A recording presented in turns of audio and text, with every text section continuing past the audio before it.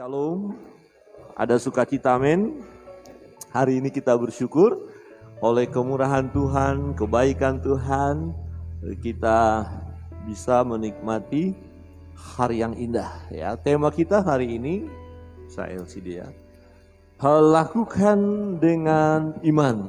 Kita mau melakukan segala sesuatu hidup ini dengan iman, bukan dengan asal-asalan atau ya menurut maunya kita saja. Tidak, tetapi kita mau melakukan segala sesuatu dengan iman.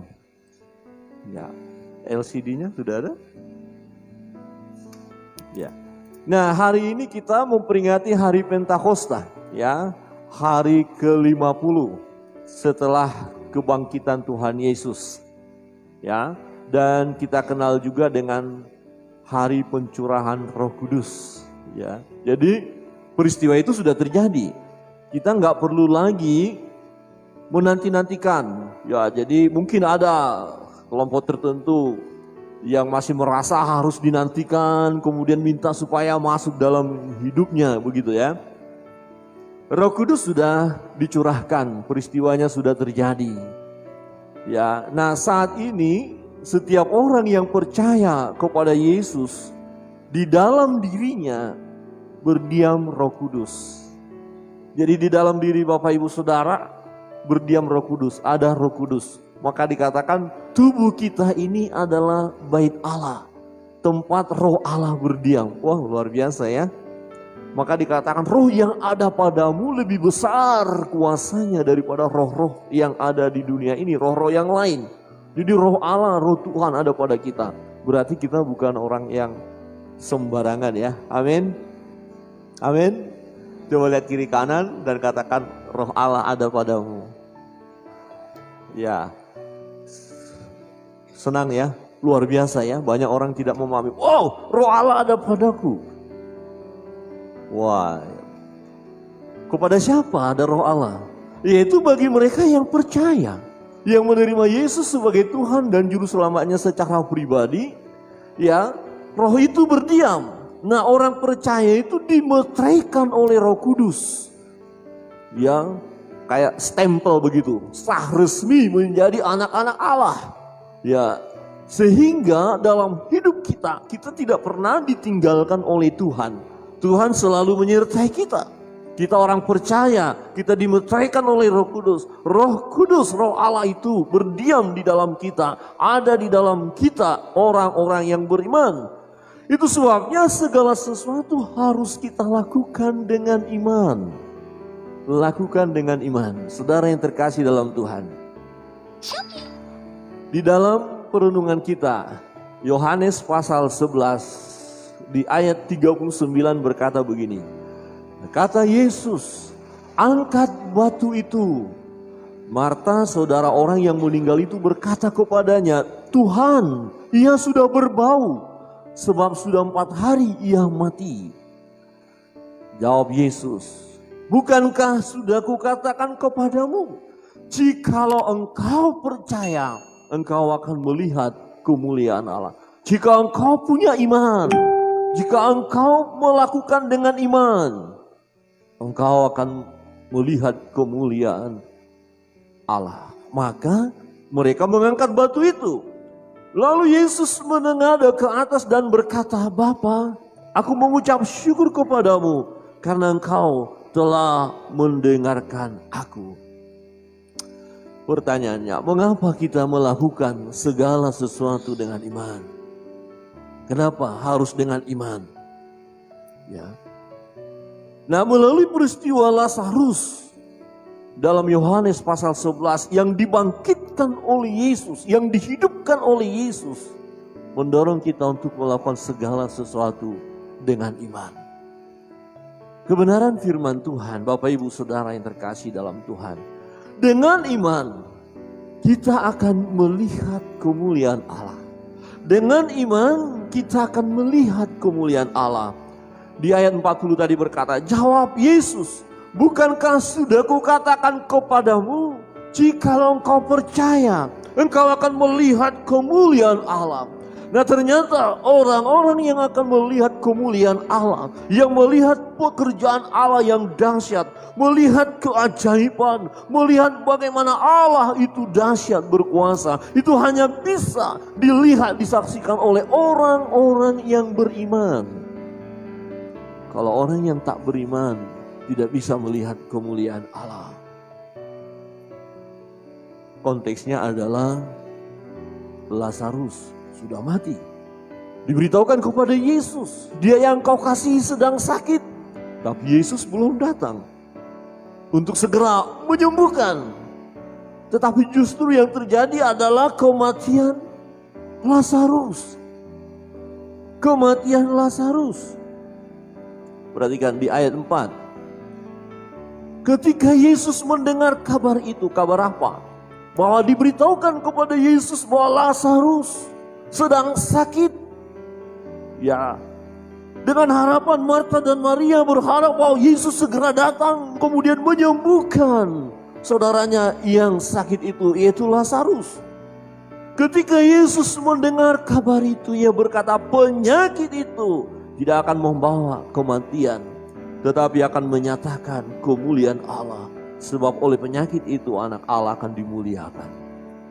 Ya, orang yang beriman akan melihat kemuliaan Allah. Tapi orang yang gak beriman, dia akan melakukan perbuatan-perbuatan yang tidak sesuai dengan firman Allah. Paling tidak ketika mengalami penderitaan, kesusahan, sakit, penyakit, kalau dia tidak beriman, kecenderungannya adalah ya bersungut-sungut, marah, kecewa, putus asa, kehilangan pengharapan, bahkan tinggalkan Yesus. Bagaimana bisa melihat kemuliaan Allah? Saudara, bagi kita orang beriman, ya perhatikan, dikatakan penyakit itu tidak akan membawa kematian, tetapi akan menyatakan kemuliaan Allah. Bagi orang beriman mampu melihat bahwa penyakit, penderitaan, kesusahan, rupanya Tuhan izinkan bagi kita yang beriman, supaya di dalamnya kita melihat kemuliaan Allah. Saudara, mau melihat kemuliaan Allah? Amin. Siap sakit? Amin. Siap menderita? Amin. Gak ada aminnya. Siap mengalami kesukaran besar? Amin. Aduh, gimana ya? Gini, siapa yang ingin mengalami kesembuhan daripada Tuhan? Yang mau mengalami kesembuhan daripada Tuhan dan di situ dia lihat kemuliaan Tuhan, mestilah orang yang sakit. Baru dia merasakan kesembuhan itu karena dia sakit. Ingin melihat kemuliaan Tuhan melalui pertolongan Tuhan atas perkara yang besar, pergumulan yang luar biasa. Bisa keuangan, bisa masalah keluarga, macam-macam. Nah, ketika mengalami persoalan pergumulan itu, karena orang ini beriman, dia akan melihat kemuliaan Allah di dalam kesusahan itu, di dalam penderitaan itu. Melihat kemuliaan Allah. Siapa yang siap menghadapi tantangan pergumulan? Angkat tangan. 1, 2. Oke, saya balik pertanyaannya. Siapa yang rindu mengalami, melihat kemuliaan Allah? Angkat tangan. Yang lain bagaimana? Biasa-biasa saja. Siapa yang rindu mengalami perbuatan Allah yang ajaib, yang dahsyat dalam hidupnya? Tentu kita akan berkata, saya. Amin. Amin. Saudara, kesusahan, kesulitan hari ini? Ada kesusahan minggu ini, bulan ini? Coba lihat wajah kiri kanan. Katakan dari wajahmu, kulihat wajah penderitaan. Jujur-jujur aja. Wajah saya juga wajah beban ini, pergumulan. Coba katakan kiri kanan, ternyata bergumul juga ya. Kita lihat pergumulan itu, kita katakan Tuhan, aku beriman melalui pergumulan yang Engkau izinkan ku alami. Aku mau melihat kemuliaan Allah. Tetapi bagi orang yang tidak beriman, dia hanya akan mengeluh, bersungut-sungut, kecewa, putus asa, putus pengharapan. Tidak lagi melangkah datang kepada Tuhan. Itu sebabnya kita perlu Melakukan segala sesuatu dengan iman, termasuk ketika kita menghadapi kesulitan, kesukaran itu. Apapun bentuk kesulitan yang kita hadapi. Saudara yang terkasih di dalam Tuhan. Ketika Yesus mendengar kabar itu, artinya begini, kita mengalami kesusahan, kita berdoa. Kita minta kepada Tuhan, Tuhan tolong kami, Tuhan berkati kami. Tuhan dengar itu. Ya, misalnya begini ya, kita nih sedang macam-macam lah kesusahan kita. Macam-macam pergumulan Bapak Ibu Saudara yang terkasih dalam Tuhan. Dan Saudara Bapak Ibu sudah berdoa. Dan itu didengar Tuhan. Dan Tuhan mau berkata begini, engkau akan melihat kemuliaanku di dalam persoalanmu, di dalam pergumulanmu, di dalam sakit penyakitmu. Persoalanmu itu, pergumulanmu itu tidak akan membawa engkau kepada kematian. Siapa yang bisa memisahkan kita dari kasih Allah? Penindasankah? Kelaparankah? Ketelanjangankah? Kuasa mautkah? Kuasa kegelapankah? Tidak ada. Jadi kasih Tuhan sungguh luar biasa dalam hidup kita. Kita orang-orang beriman akan melihat kemuliaan Allah. Karena segala sesuatu kita lakukan dengan iman, kita lihat dengan iman. Termasuk di dalam kesusahan, penderitaan, sakit penyakit yang kita alami. Bapak Ibu Saudara yang terkasih dalam Tuhan. Ya, di ayat berikut, di ayat 4 tadi ya. Tidak membawa kematian, tapi faktanya kok mati. Bagaimana? Ada maksud Tuhan. Mengapa Tuhan izinkan itu terjadi? Saudara yang terkasih di dalam Tuhan, ini fakta. Ya, ini kenyataan. Seringkali kita tidak mampu melihat dengan iman tentang persoalan pergumulan yang kita hadapi.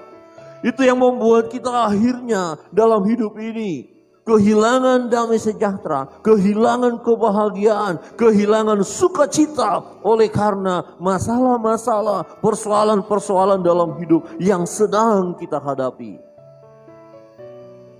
Padahal itu semua Tuhan izinkan supaya di dalam persoalan itu, di dalam pergumulan itu kita melihat kemuliaan Allah.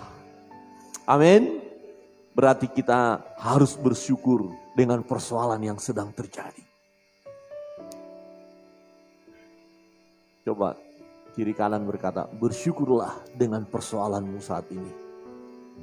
Ya, tapi jangan sampai nanti di luar kau tadi gara-gara Pak Pendeta bilang, ini loh masalahku berat, masalahmu segitu. Tapi kadang-kadang kita berkata masalah kita begitu berat. Begitu lemah rasanya. Siapapun kita. Tidak ada di antara kita yang merasa diri imannya hebat, kuat. Sehingga kalau ada masalah gampang, enggak. Pasti pernah di antara kita yang merasa begitu beratnya. Rasanya mau mati rasanya. Lelah. Kok begini-begini terus ya. Kok tidak ada sesuatu ya. Kok lemah banget ya. Itu berbicara bagaimana serangan bagi kita. Supaya iman kita lemah. Itu maksudnya. Maka dikatakan hati-hati, kalau ada orang yang merasa dirinya kuat, hebat, sehingga dia tidak berjaga-jaga, hati-hati. Pada saat itu dia bisa jatuh. Tetapi kalau kita merasa diri kita lemah, kita minta pertolongan kepada Tuhan. Tuhan tolong kami, sehingga kami terus berjaga-jaga. Hari ini kita diajar oleh Tuhan, kita sebagai orang beriman, supaya ketika ada sakit penyakit pun, dalam Yohanes pasal 11 ini peristiwanya karena sakit, bahkan sakit parah dan akhirnya mati. Yang mau membawa kita melihat akan segala beban, persoalan, pergumulan hidup. Ya, kita lihat akhirnya, aku tahu Tuhan di dalam hal ini namamu akan dimuliakan. Bukan hanya aku melihat kemuliaan Allah, tapi orang-orang lain pun akan melihat kemuliaan Allah. Mungkin orang lain akan berkata, kamu di mana Tuhanmu, keadaanmu seperti itu. Engkau tidak keluar dari kemelut, engkau tidak keluar dari persoalanmu, engkau tidak disembuhkan oleh Tuhanmu. Orang-orang mungkin akan berkata seperti itu. Tetapi aku tahu, aku orang beriman. Roh Kudus ada padaku dan aku percaya ada maksud Tuhan mengapa Tuhan izinkan hal ini terjadi supaya aku dan orang lain pun akan melihat kemuliaan Allah. Amin. Mari kita buat hal itu.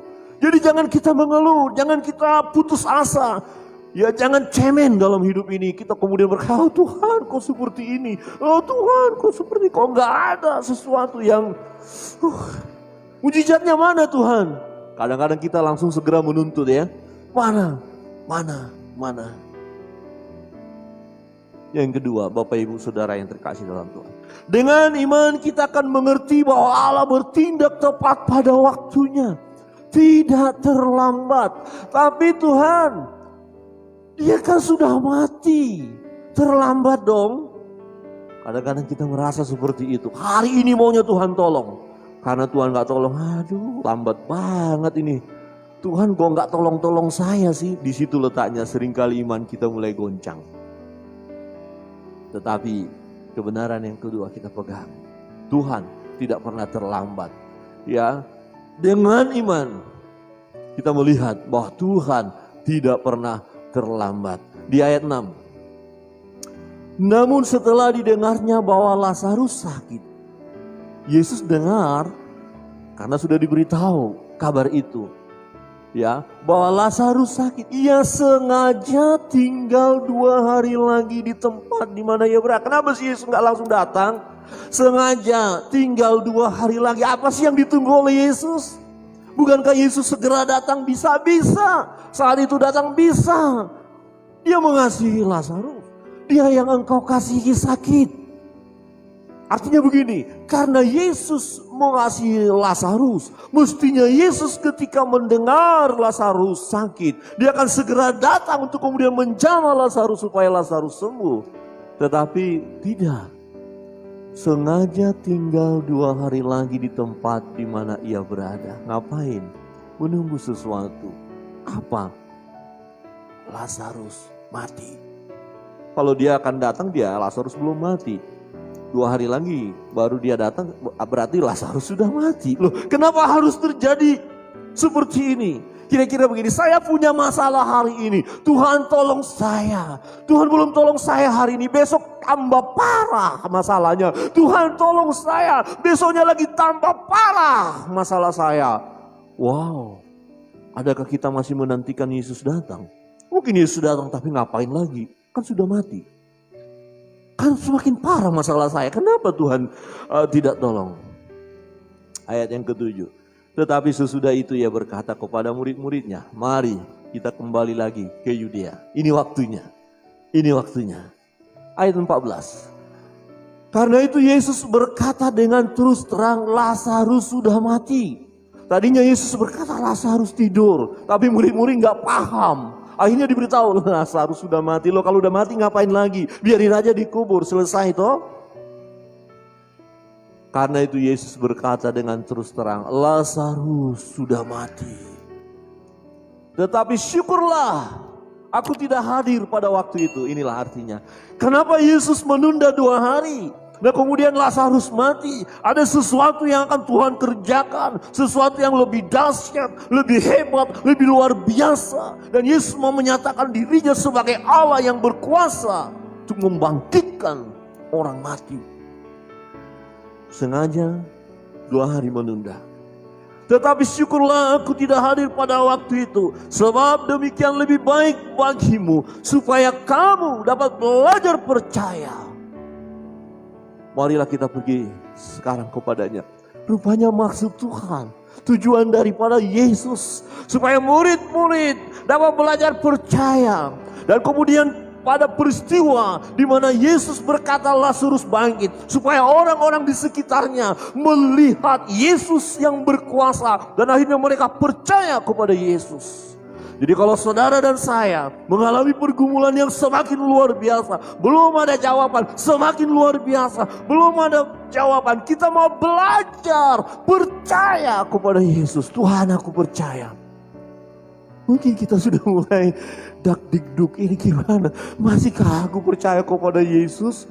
Kita sakit berat. Datang tetangga sebelah. Udah Pak Pendetamu gak manjur doanya, gak mantap doanya. Itu ada simbah di sebelah sana. Seberang sungai, seberang kali. Kita nyebrang, tapi kalau kita gak bisa berenang, kita tenggelam. Bagaimana? Oh, kita cari cara lain untuk bisa nyebrang. Pergilah ke si mbah yang di seberang sungai itu. Mana imannya? ada dukun sakti tidak jauh dari rumah kita. Selangkah 2 langkah saja, kenapa nggak pergi ke sana? Mungkin Tuhan pakai cara itu. Oh, teologi apa itu? Saya pernah melakukannya. Saya katakan kalau memang Tuhan pakai dukun bisa saja. Tuhan kan maha kuasa, enak saja. Tuhan tidak mau seperti itu. Sebenarnya sedang dalam ujian, semakin berat Tuhan persoalan ini. Padahal supaya kita semakin percaya kepada Yesus, belajar percaya kepada Yesus. Kadang-kadang situasinya sudah sangat genting banget nih, seperti telur di ujung tanduk gitu loh. Ngiri-ngiri sedap. Tapi sebenarnya masalahnya hanya sekejap saja kita melihat kemuliaan Tuhan. Ya, saya masih ingat saya sampaikan beberapa waktu yang lalu ketika kami melihat ada webinar hamba-hamba Tuhan. Ya, bagaimana dia harus melewati satu ujian. Tuhan izinkan tidak ada berkat, tidak ada makanan, tidak ada semua. Harus puasa terpaksa. Kemudian ada orang datang kasih beras 5 kilo. Sudah dapat, belum 1 jam datang orang lain. Seorang oma dengan cucunya datang berkata, Pak Pendeta, setelah buka rumah, ya ada apa? Saya dan cucu saya sudah berhari-hari tidak makan. Berikan kami sesuatu. Yang ada hanya beras 5 kilo. Dan Pak Pendeta berkata, berikan. Ibu pendeta dengan, saya pikir keadaan terpaksa karena memang berat. Dikata Pak Pendeta, memang berat istri saya kasihkan, tapi dikasihkan juga. Setelah dikasih mereka tidak dapat apa-apa. Istri Pak Pendeta ke kamar berdiam. Pak Pendeta pergi ke satu tempat yang lain juga, di rumah itu berdoa. Ujian. Tapi setelah itu, selang beberapa jam saja, ada orang datang. Ya, dengan mengendarai kendaraan mobil. Pak Pendeta. Ya. Langsung ada orang yang menurunkan 25 kilo beras. Lengkap kresek dengan penuh makanan, sayur mayur dan lauk pauk. Kemudian kasih amplop lagi sama Pak Pendeta. Hitungan jam. Dan Pak Pendeta berkata kepada istrinya, kalau mama tadi tidak melepaskan yang 5 kilo, yang 25 kilo tidak akan datang. Yang dalam kresek-kresek itu tidak akan datang. Amplop ini, dan beliau berkata, Pak Pendeta ini berkata, amplop yang paling besar jumlahnya selama dia melayani sampai sekarang. Artinya berkatnya gak tanggung-tanggung. Ini ujian sebenarnya. Coba kalau ngomel-ngomel, Tuhan ini 5 kilo masa dikasih lagi toh, ini kenapa lagi tamu ini datang untuk minta lagi, kasih beban lagi. Begini Bapak Ibu, saudara punya beban pergumulan, saudara punya masalah berat. Kemudian orang lain lagi datang curhat sama saudara. Dia beritahu lagi beban saudara yang berat. Kira-kira membuat saudara semakin menderita atau semakin sukacita? Saudara kan, Pak, Bu, ngapain lagi ngasih penderitaanmu kepadaku? Aku pun udah cukup menderita. Jangan bagi-bagi penderitaan. Kalau saudara dibagi penderitaan siap menerima, amin. Jemaat Sinam, amin. Kalau dibagi berkat, langsung ada amplop mengalir, amin. Amplopnya, amin ini. Tapi kalau beban, tolonglah dulu. Saya begini, keadaan saya begini. Dengar aja kita sudah gemetar. Padahal kita sedang bermasalah, mengalami pergumulan. Tapi Bapak Ibu jangan berkata, sorry, aku pun punya pergumulan. Bawalah pergumulanmu dirimu sendiri. Aku mengalami pergumulan sendiri. Jangan ya. Tapi paling tidak dengarlah. Ketika Bapak Ibu mendengar pergumulan orang lain, ya di situ dia sudah tertolong. Hanya duduk diam saja Bapak Ibu. Kemudian doakan dia. Akan tertolong, akan terjadi sesuatu yang luar biasa. Bapak Ibu Saudara yang terkasih dalam Tuhan, di ayat 21. Maka kata Marta kepada Yesus, Tuhan sekiranya engkau ada di sini, saudaraku pasti tidak mati. Dengan kata lain, Yesus engkau datang terlambat.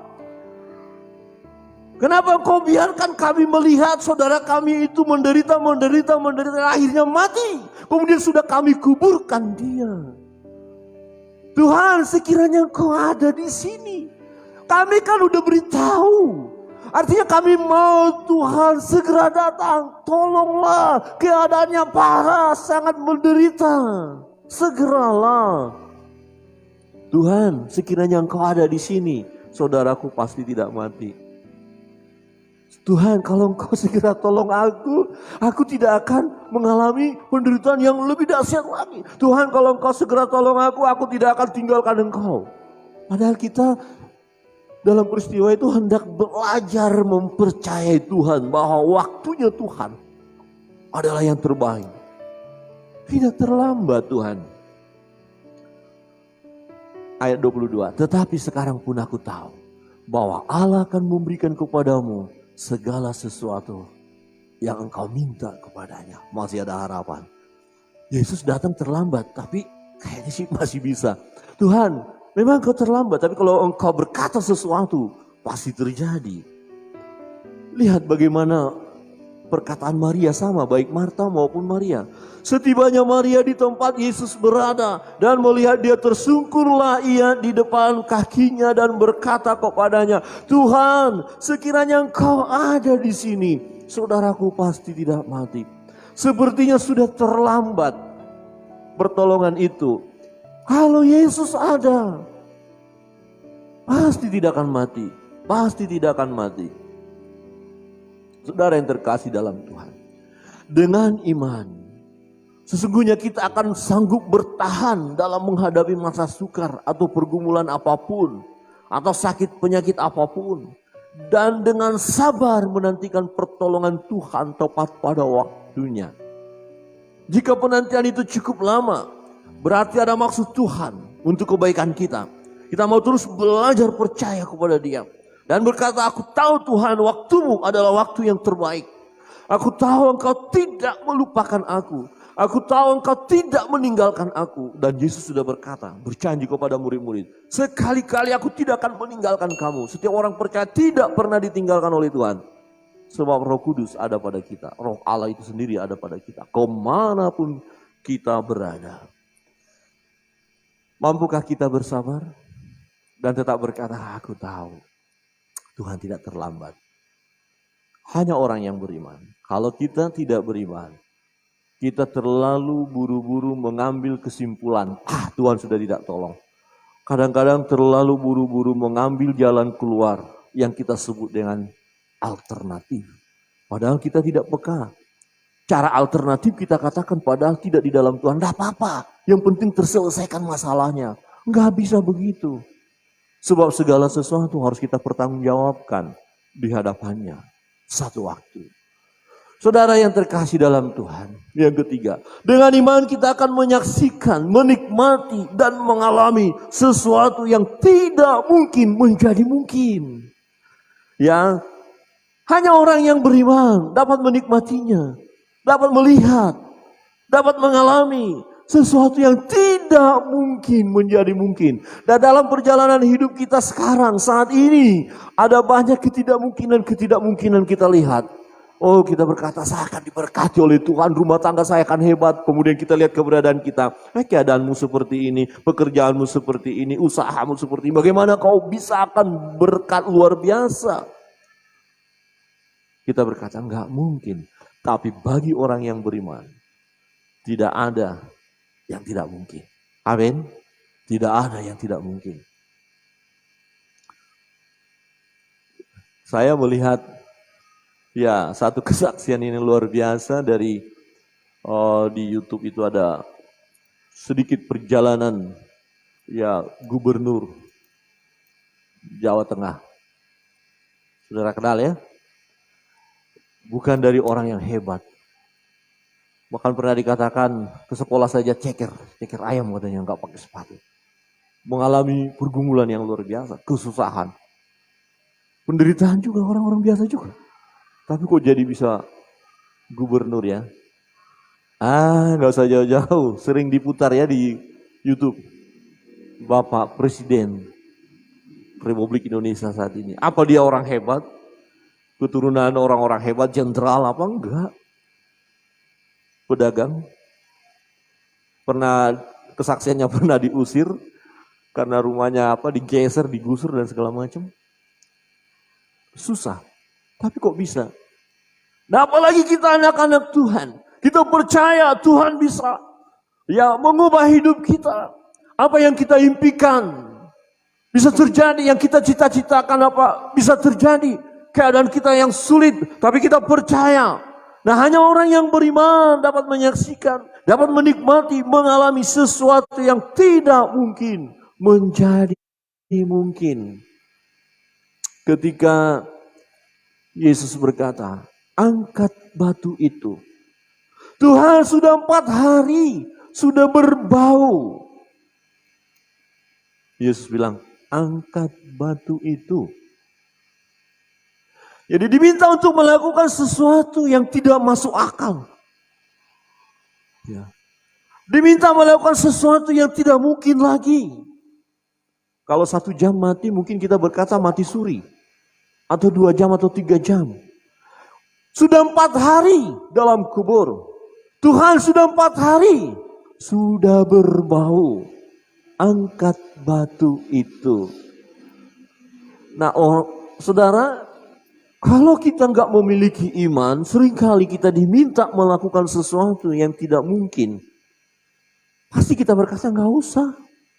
Itu nggak bakalan bisa terjadi. Sia-sia. Nggak usah percaya lagi. Nggak usah lakukan. Ada banyak orang yang menyebut dirinya orang percaya. Tapi banyak kali dia tidak melakukan perintah Allah. Tidak melakukan firman Allah. Karena ragu-ragu. Apa iya? Apa benar? Kalau aku melangkah, apa iya? Ya, murid-murid juga pernah mengalami keraguan-raguan. Satu ketika dalam pergumulan murid-murid, ya, di danau itu angin topan yang melanda. Yesus datang berjalan di atas air dan Petrus berkata, kalau engkau itu Tuhan, suruh aku berjalan di atas air. Membuktikan bahwa itu adalah Yesus. Sebab tadinya mereka berkata itu hantu. Lah kok Tuhan dibilang hantu? Tuhan bilang enggak, ini aku. Wah, kalau engkau itu, suruh aku berjalan di atas air, kata Petrus. Kemudian Yesus berkata, silakan berjalanlah. Apakah Petrus bisa berjalan di atas air? Iya, Petrus berjalan di atas air. Dia turun menghampiri Yesus. Tetapi Alkitab berkata, kemudian dia merasakan angin. Dia merasakan ombak itu. Artinya apa? Dia mulai melihat kelilingnya. Dia tidak fokus kepada Yesus. Dan akhirnya apa yang terjadi? Dia tenggelam. Tapi puji Tuhan, sebelum tenggelam, dia berteriak, Tuhan tolong aku. Dan Tuhan tegur dia, hai kau yang tidak beriman. Seringkali kita berkata, aku melangkah dengan iman. Tapi setelah kita dalam perjalanan, pertengahan perjalanan kita mulai ragu-ragu. Apakah akan berhasil? Apakah Tuhan akan tolong? Jangan ragu-ragu. Angkat batu itu. Tuhan sudah 4 hari, sudah berbau. Tetapi kemudian apa yang terjadi di ayat 41? Maka mereka mengangkat batu itu. Artinya apa? Mereka akhirnya dengar suara Tuhan.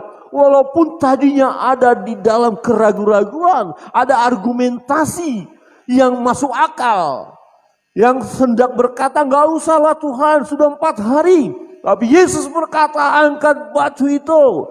Maka mereka mengangkat batu itu, lalu Yesus menengadah ke atas dan berkata, Bapa, aku mengucap syukur kepadamu karena engkau telah mendengarkan aku. Saudara yang terkasih dalam Tuhan. Di ayat 42. Aku tahu bahwa engkau selalu mendengarkan aku. Tetapi oleh karena orang banyak yang berdiri di sini. Ini tujuannya. Supaya orang-orang yang ada di sekitarnya yang berdiri di situ. Ya, yang mengelilingi aku mengatakannya supaya mereka percaya bahwa engkaulah yang telah mengutus aku. Supaya orang-orang ini percaya. Yesus Tuhan datang ke dunia untuk menyelamatkan umat manusia yang berdosa. Supaya mereka percaya, supaya mereka memiliki iman itu. Dan sesudah berkata demikian berserulah ia dengan suara keras. Lazarus, mari keluar. Apakah Lazarus akan bisa keluar kalau batu itu belum diangkat? Kalau batu itu belum digulingkan, jadi kuburannya ya ada batu, ada lubang, dimasukkan nanti ditidurkan di dalam, kemudian ditutup dengan batu besar. Kalau batu ini nggak dibuka, gimana Lazarus bisa keluar? Lihat tindakan iman itu. Ya, melihat sesuatu yang tidak mungkin menjadi mungkin. Yang mati kok bisa hidup? Bisa, karena ada iman. Ya melangkah mereka. Mereka angkat batu itu, baru Tuhan bekerja. Kalau kita tidak melangkah dengan iman, bagaimana Tuhan bekerja? Seringkali Tuhan berkata apa? Jadilah sesuai dengan imanmu, sesuai dengan percayamu. Jangan bimbang dan ragu. Orang yang bimbang dan ragu tidak dapat apa-apa. Tuhan sudah berbau. Angkat batu itu, maka mereka mengangkat. Baru Yesus berkata, Lazarus, marilah keluar. Keluar enggak Lazarus? Dia keluar. Masih dikapani. Belum terbuka kan? Betul-betul dia mati. Ya. Orang yang telah mati itu datang keluar. Kaki dan tangannya masih terikat dengan kain kapan. Dan mukanya masih tertutup dengan kain peluh. Ya, kata Yesus kepada mereka, bukalah kain-kain itu dan biarkan dia pergi. Artinya apa? Ya, saudara pernah lihat pocong? Pocong pernah lihat? Kalau di Jawa, kalau orang meninggal digulung ya pakai putih. Jadi keluar Lazarus. Kan diikat. Jangan pernah lihat Lazarus datang jalan gini. Enggak, susah. Karena belum dibuka. Kalau saudara ada di situ kira-kira haleluya atau lari? Lari atau haleluya, ini keajaiban. Atau siapa ini, jangan-jangan hantu ini. Lompat. Jangankan lihat begitu, baru bunyi kes, kes, ini aja udah ketakutan. Terbukti yang mati itu bangkit. Jadi bukan manipulasi, bukan bohong-bohongan. Maka Yesus bilang, oke, sekarang buka. Baru lepaskan dia pergi, hidup. Kalau mereka tidak buka batu itu, tidak angkat batu itu, tidak mau melakukan perintah Yesus, maka yang tidak mungkin ini tidak bisa menjadi mungkin. Di situ seringkali kita lemahnya. Kita mulai ragu-ragu dalam hidup ini. Apa benar Tuhan? Sepertinya saya sih percaya Tuhan. Kok apa iya Tuhan? Gitu ya. Berdialog. Nah akhirnya kita ambil keputusan. Gak usah lah. Kayaknya gak seperti itu Tuhan. Kita ambil kesimpulan yang tidak sesuai dengan firman Allah. Itu berbahaya. Perhatikan di ayat 45. Banyak di antara orang-orang Yahudi yang datang melawat Maria, ya, dan yang menyaksikan sendiri apa yang telah diperbuat Yesus, percaya kepadanya. Kalau orang lain melihat hidup kita, di mana segala sesuatu kita lakukan dengan iman, orang lain melihat hidup kita, orang lain melihat di dalam diri kita, melalui hidup kita, sesuatu yang tidak mungkin menjadi mungkin terjadi. Rupanya membuat orang lain akan percaya kepada Tuhan. Itulah yang terjadi jemaat mula-mula dalam kisah para rasul setelah pencurahan Roh Kudus. Di mana jemaat hidup dengan iman yang luar biasa. Mereka setia kepada Tuhan. Ya, mereka menyaksikan hidup yang sesuai dengan kebenaran firman Allah, bersekutu, membaca firman Allah, merenungkan firman Allah, saling berbagi. Dan Alkitab berkata mereka disukai oleh banyak orang. Mereka bersuka cita dan akhirnya jumlah mereka bertambah-tambah. Melalui hidup kita orang percaya yang kita lakukan segala sesuatu dengan iman. Maka orang akan melihat bahwa Yesus adalah Tuhan dan Juru Selamat yang hidup. Bukan justru nama Tuhan dipermalukan. Tidak. Jangan sampai melalui hidup kita sebagai orang Kristen, orang berkata, kalau menjadi pengikut Kristus seperti itu, lebih baik jangan menjadi pengikut Kristus. Jangan seperti itu. Tetapi yang hendak kita mau dengar adalah, saya percaya kepada Tuhan karena saya melihat hidup saudara saya. Hidup om itu, tante itu, opa, oma itu. Hidupnya luar biasa. Sukacita. Ya. Perkataannya dahsyat, luar biasa, menyenangkan, menyejukkan. Perbuatannya sangat-sangat menyenangkan hati. Itu sebabnya aku menjadi percaya kepada Tuhan. Amin. Amin. Saudara, lihat Saulus yang sedang berjalan hendak menganiaya orang percaya. Setelah berjumpa dengan Yesus, terjadi pertobatan yang luar biasa. Tidak lagi menganiaya orang percaya. Justru sebaliknya, memberitakan kabar sukacita kepada banyak orang. Melalui hidup Rasul Paulus yang sudah diupahkan oleh Tuhan. Banyak jiwa-jiwa datang kepada Tuhan. Mungkin kita berkata, kalau kita melihat ada orang-orang yang hari ini begitu kelakuannya jahat, kita pikir dia tidak bisa berubah. Tetapi Tuhan bisa mengubah dia. Sesuatu yang tidak mungkin terjadi kalau kita yang memiliki iman ini terus mempertontonkan hidup yang benar, menunjukkan kasih Tuhan kepadanya, dan kita mau melayani dengan sungguh-sungguh, dan Roh Kudus bekerja, akhirnya orang itu berubah. Sesuatu yang tidak mungkin menjadi mungkin. Ternyata orang yang sudah berubah itu akan dipakai oleh Tuhan lagi untuk mengubahkan banyak orang lain. Itu cara kerja Allah. Kita bersyukur kita sudah terlebih dahulu memiliki iman itu. Amin. Roh Kudus ada pada kita. Mari Bapak Ibu sudah yang terkasih dalam Tuhan, kita lakukan segala sesuatu dengan iman. Dengan iman. Hidup ini penuh arti. Hidup ini bukan asal-asalan. Memang ada tantangan, pergumulan, sakit, penyakit. Tetapi dengan iman kita akan melihat kemuliaan Allah di dalamnya. Situasi apapun yang kita alami, jika kita hadapi dengan iman, kita mau berkata, aku akan melihat kemuliaan Allah di dalamnya. Dan yang kedua, dengan iman kita akan mengerti bahwa Allah bertindak tepat pada waktunya. Tuhan tidak terlambat. Ya, kenapa belum Tuhan tolong? Ada maksud Tuhan supaya kita semakin mempercayai Dia, bukan semakin lari meninggalkan Dia, bukan, tapi semakin beriman. Sekalipun tidak ada dasar berharap juga, tetap percaya, dan waktu yang terbaik adalah waktunya Tuhan. Terjadi apa yang kita rindukan itu, apa yang kita minta itu, mujizat terjadi. Dan dengan iman kita akan menyaksikan, menikmati, mengalami sesuatu yang tidak mungkin menjadi